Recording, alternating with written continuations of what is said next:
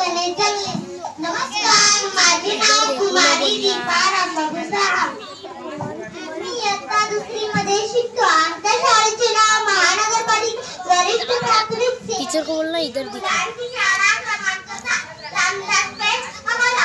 आज मराठी लॅंग्वेजमध्ये आज कवी कुसुमाग्रजांची जयंती.